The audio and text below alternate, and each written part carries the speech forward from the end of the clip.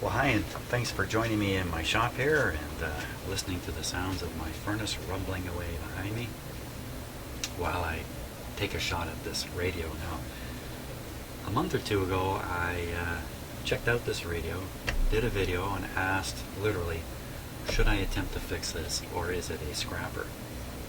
And I got about 80% go ahead and try to fix it, and some very strong encouragement, and about 20% throw the thing in the garbage. It's finished. So, okay, so I'm going to put a little bit of time into it here, because this is a bit of a well-known receiver. It's one of the earliest, maybe even the earliest, portable, digital, push the button, get a frequency type radio.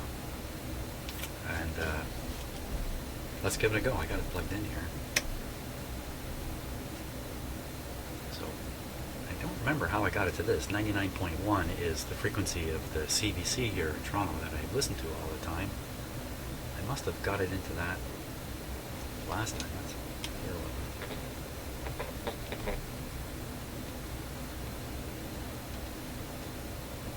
Heard a little bit there. Oh, speak. Guess who's here? Come on up. Come on up.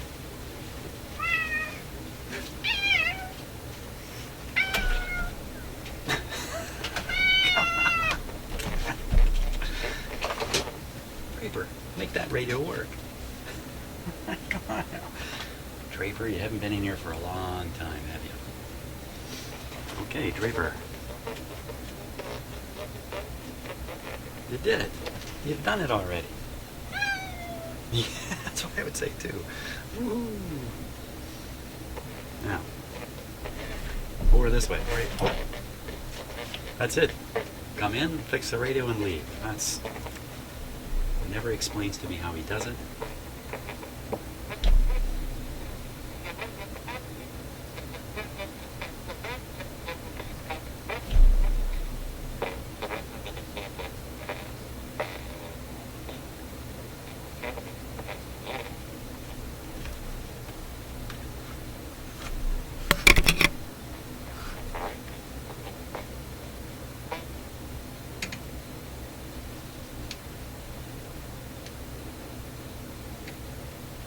Where'd it go?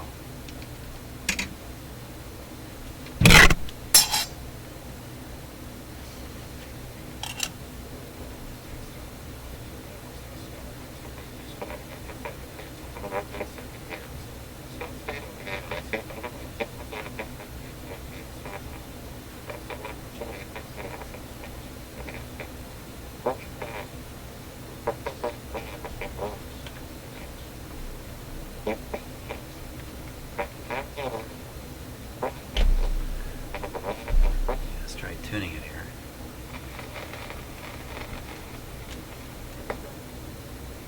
Hey, it did change.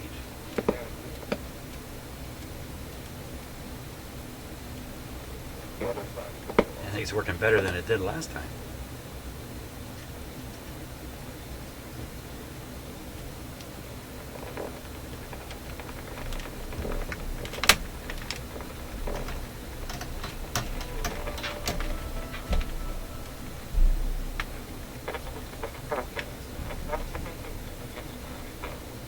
That could be a defective speaker.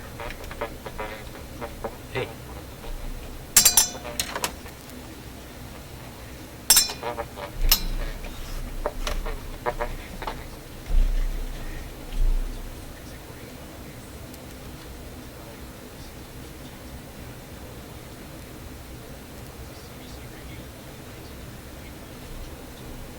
Oh, the power's barely in there. So there's outputs here.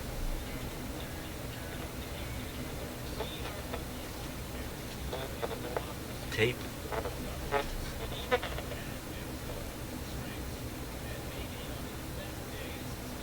Timer. Earphone. It actually sounds pretty good right now, but it's very, very quiet. As soon as it tries to generate a bit of volume, you get this terrible distortion.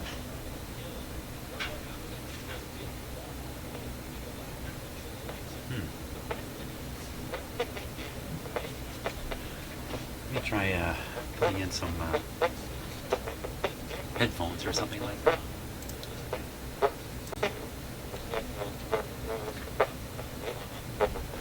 It's like it's getting closer and closer to working.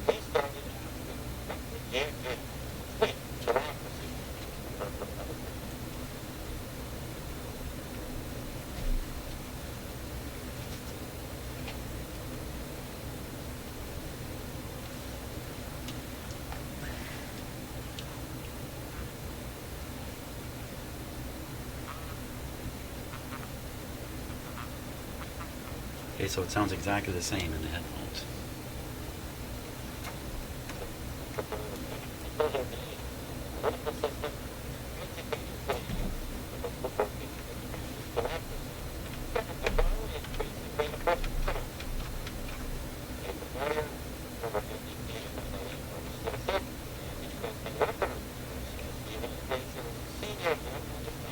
So we know it's not the speaker now.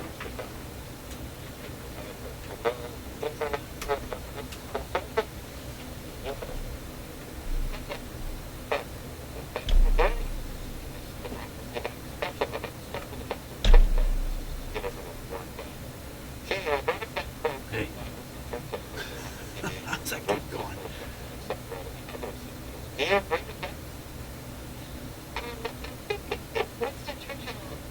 Wow, I thought I had the power plugged in.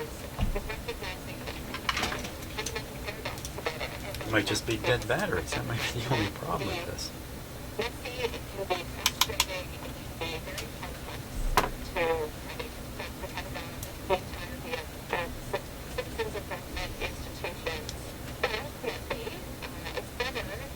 Five volts.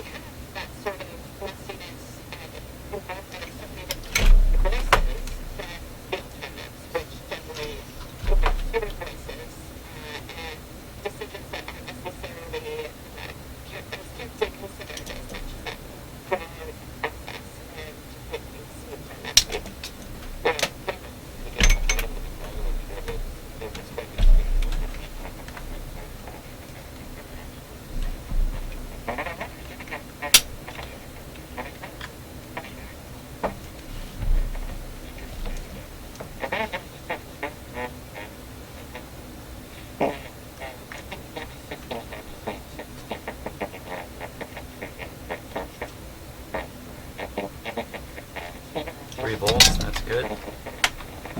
Oh my gosh, all these D cells.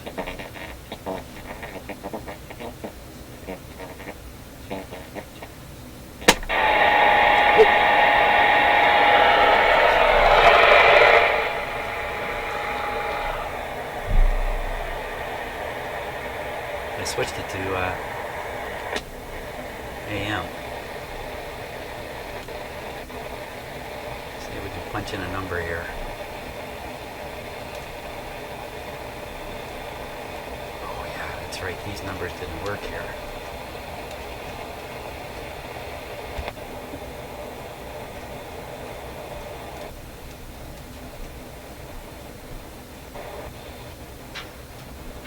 Take it down to 640.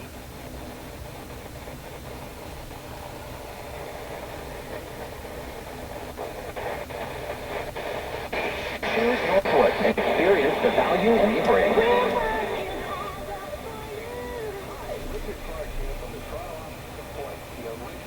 That's interesting. I think this radio's working. Can have a significant impact on your record and insurance. Seeking advice from Points is free. Get an accurate picture of how your ticket will impact you. Before you fight, contact us at Points@TotalCX.com. Points.com. John Oakley on Talk Radio, PM 640.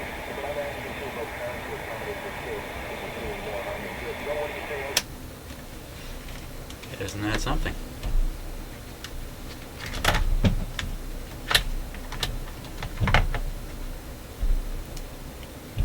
Not sure why I should bother checking these batteries now. 3D batteries. Good.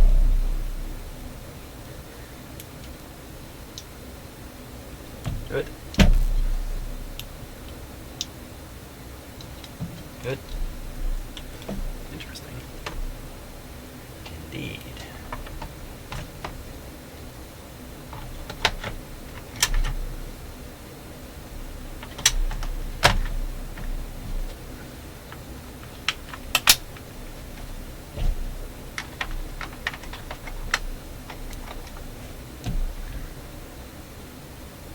So, the real problem with this radio is just this button panel.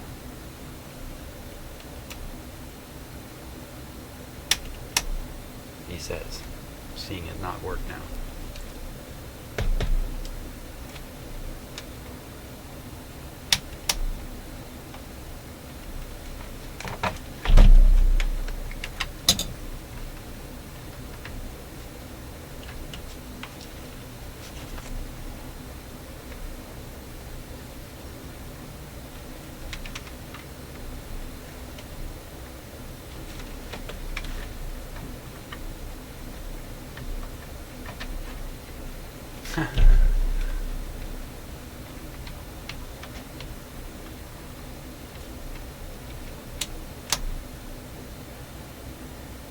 Draper.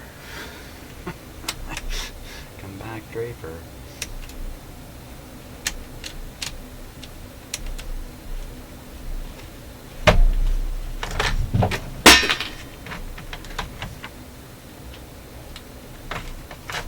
Okay, how dumb can you get? I can get even dumber. I can get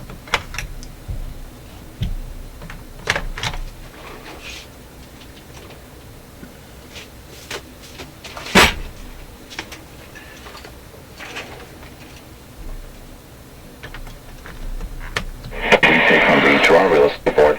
It's quite thorough. basically,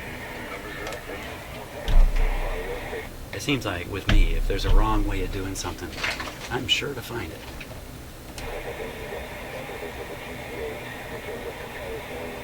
Well, just ignoring the FN situation for a minute,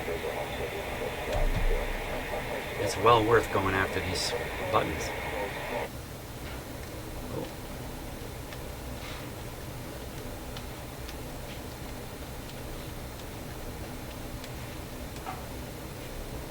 They all work but this row.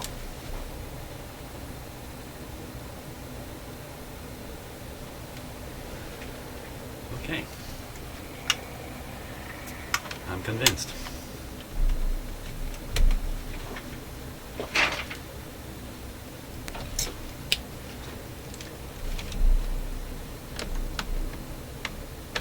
Okay, lots of screws to remove here.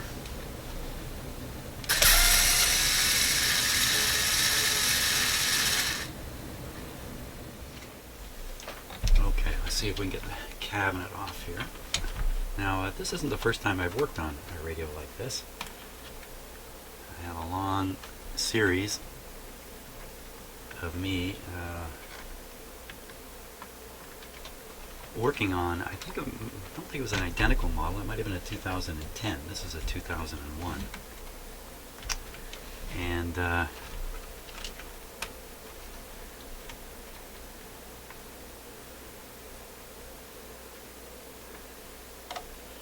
one turned out to be, yeah, here's an interference point right here.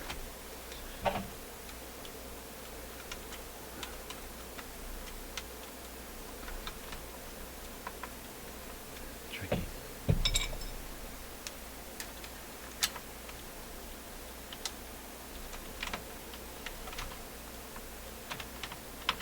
The screws come right out. They don't normally come right out. These ones seem to be stripped.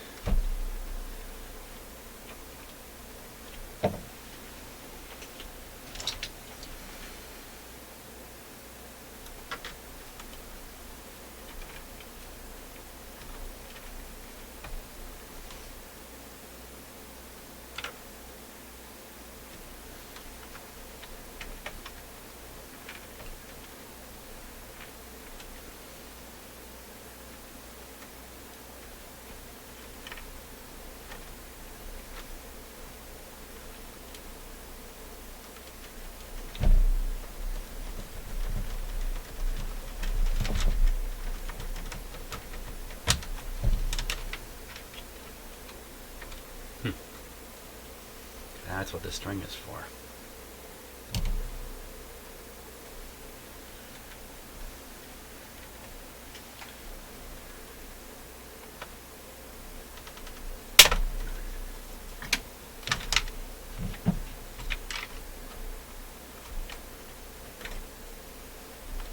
Well, let's see if we can just push it out past here. That's how I got the other radio apart.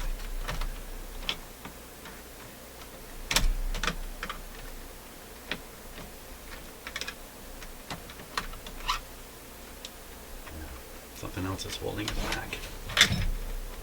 I seem to remember this was a scary deal when I took the other one apart.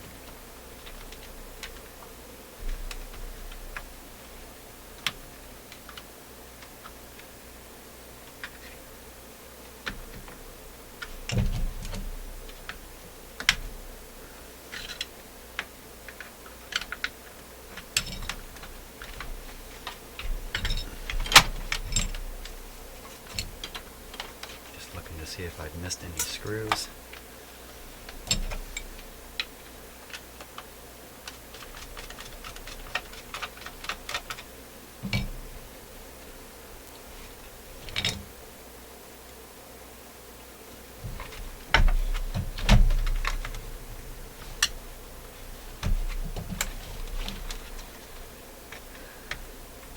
I have to watch back my own video.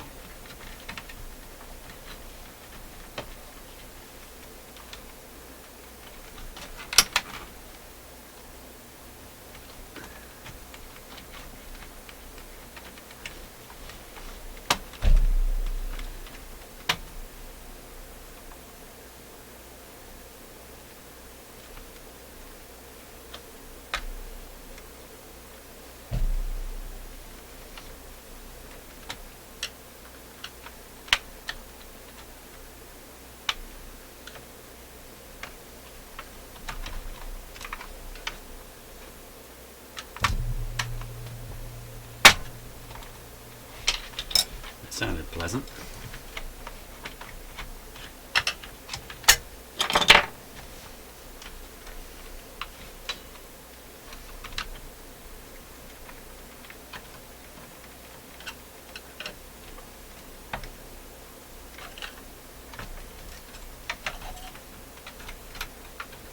Not sure why this isn't just falling right apart.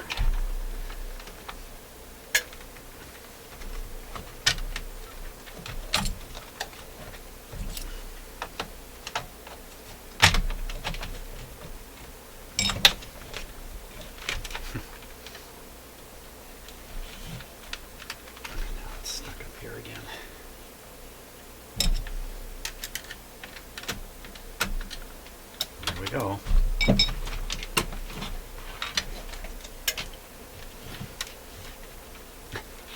Stuck again.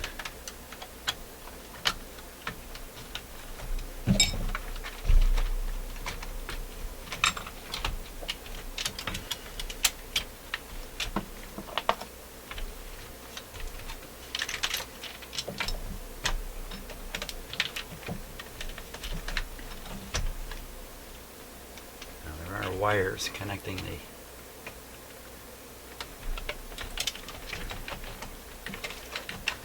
there's a big flat wire in there.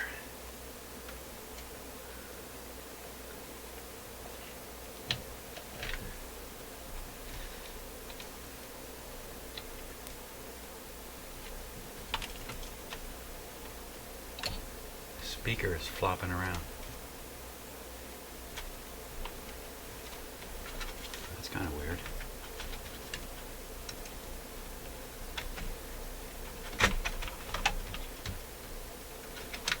The speaker is glued to the front and the glue has come off. Most of it anyway.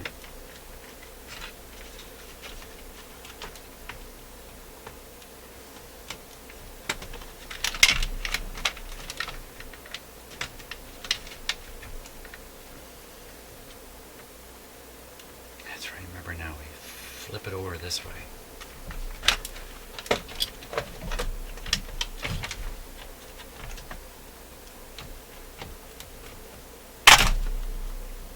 Oh my gosh. Look at the speaker. So the speaker,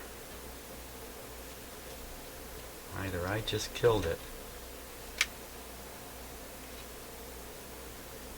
or it's been dead and gone for some time.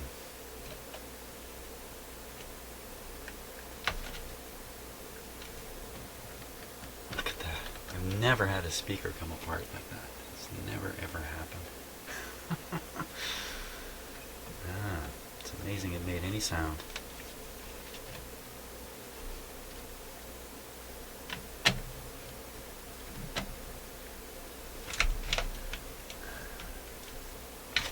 I'm not holding out a lot of hope for the speaker to ever be any good again. It's really glued on there. Wow. Okay, so I'm going to cut the voice coil wires here.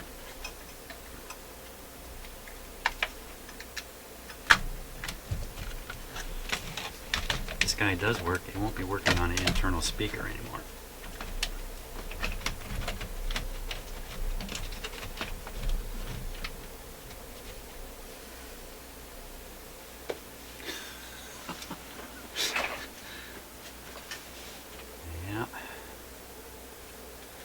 This is one of the things about this kind of work is you don't really know what's going to happen when you take things apart. And you have to always keep in mind that there's a risk always with everything you try on these old radios.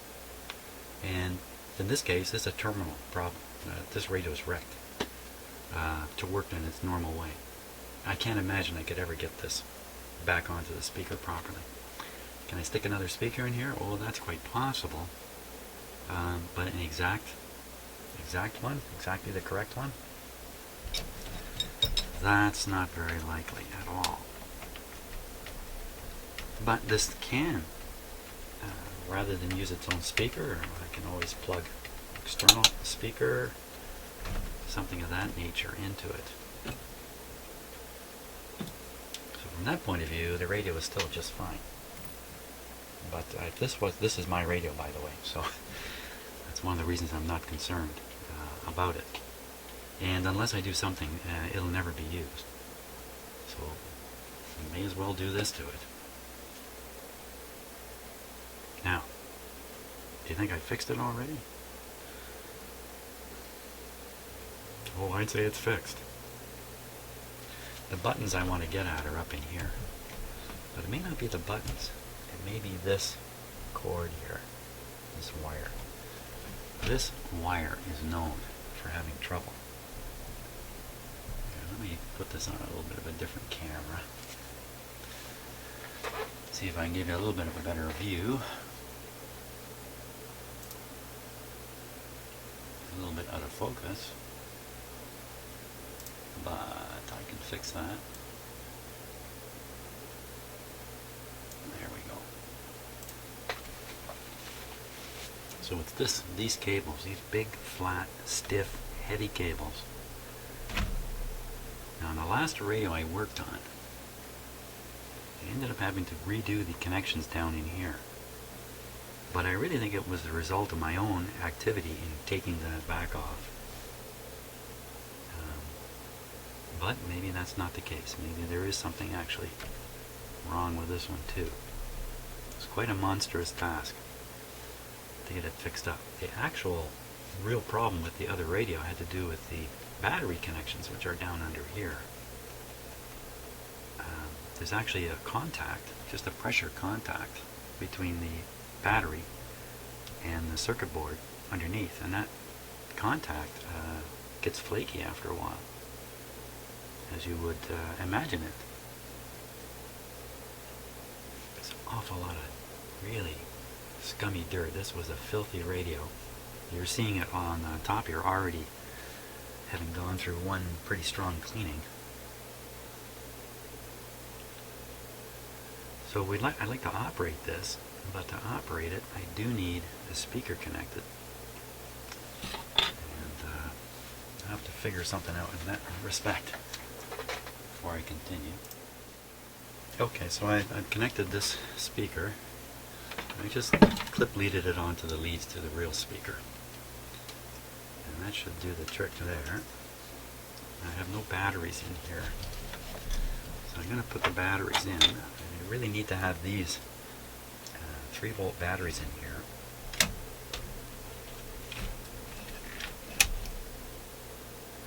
Volt batteries. These 2 batteries that add to 3 volts. I'm a winner.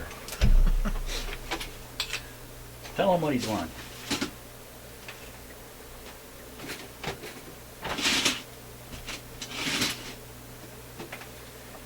Jeez.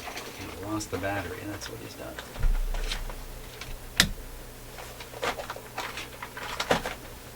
Got another one here.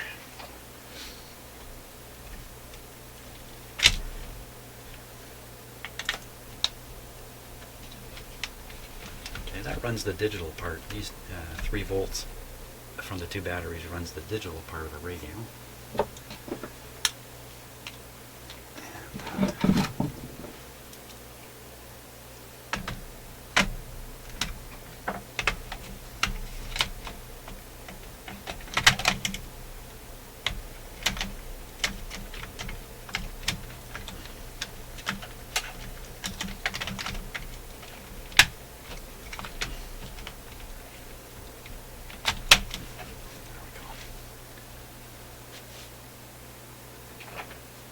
Switch on. Oh, there's the switch. Volume control has disappeared.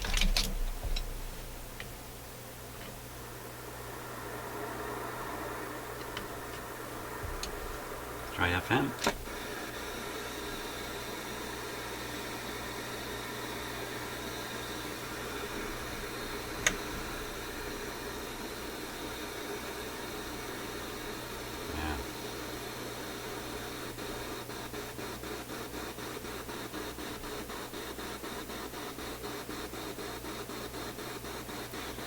Now when I plugged in the headphones, I got the very same distorted sound.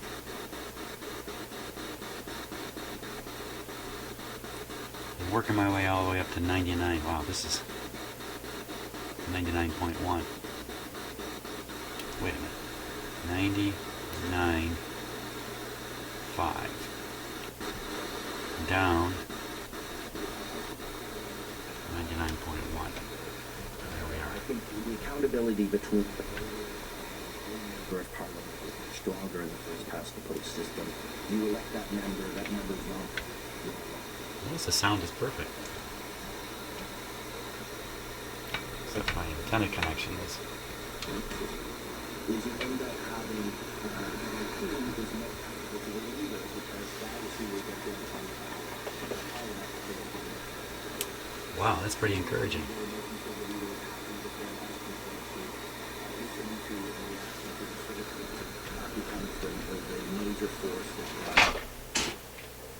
I just bumped it off.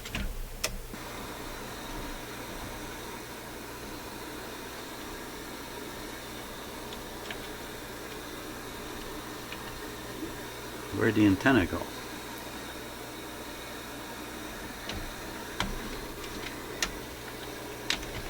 Be much worse if we had a PR system. I'm not disagreeing with the point, but I think it would be much, much worse otherwise. Just to touch on what I think is a positive, and it's what would happen. I actually am a firm believer. Rather than extend the whip antenna, I'm going to connect it to an outdoor antenna. Actually, is a very good system. But it works better when there are more minority governments, because then the committees are not controlled purely by the government with a majority on those committees. Mm-hmm. And what you would get with a mixed member PR system is many more coalitions. Are the buttons working now? And what that would result in is a more active parliament with No. more oversight and more ability to amend the law. This row is still not working. I think that would make for a better system. There seems some other buttons here that may not be working also. For this special Democracy Hack edition of the 180 Today. Okay, so I'm at an interesting spot here. Leave well enough alone? Look at that. And now here's another suggestion we received from a 180 listener. This is from Andrew Struthers. Little tiny in screw is Edmonton, dropped out. Alberta, and his idea concerns Senate reform, which is always a big topic. Andrew's suggestion is that senators be drawn from a pool of volunteers. You're a volunteer, you put your name forward, there's some kind of draw that takes place that allows for regional representation, and you spend a year learning what you would do eventually in the Senate on the weekend, much like you would on the reserve, and then Maybe I should try holding down one of those buttons that doesn't work and then wiggling these wires and seeing if it works at some point. You know, we spend a 2-year term overseeing policy brought forward by the federal government. I mean, if you had average people who are bringing their life experience, that varies a great deal and are not necessarily wedded to one particular How would I even know if it worked? They're not taking with them all of those kind of relationships. What they're bringing. Let me set up a camera to watch the front of the radio rather here. than a highly Okay, so now we can watch the numbers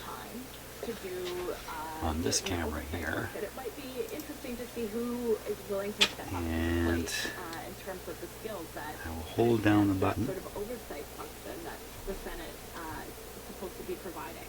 Okay, well, Start wiggling here. that idea. We have one last highlight from our Democracy Hack series for you now, and it's one that really The fits signal the strength just leaped up. Now, that might from NDP be member from something Peter else. Stopper, who suggests that the Canadian Parliament should adopt a new seating plan. He says we should follow the example of the Icelandic Alþingi, where instead of facing off in rows, MPs sit in a semicircle. 180 degrees of collaborative, cooperative, parliamentary courtesy. Okay, I don't want to introduce a problem by wiggling these wires, so I'm not wiggling them very much. Parliament is seated sort of in a semicircle, sort of 180 degrees. And so everyone is facing towards what they call their speaker. And the other thing they do is they alternate the seats, which means a cabinet minister may be sitting next to an opposition member, and they rotate those seats every so often. And well, it gets everyone to get to know each other quite well. And it really enhances the debate and any discourse that may be in their democracy, but it's done with much more respect. Unlike our system, which is the Prime Minister and the opposition leader are exactly two Nelson sword lengths away.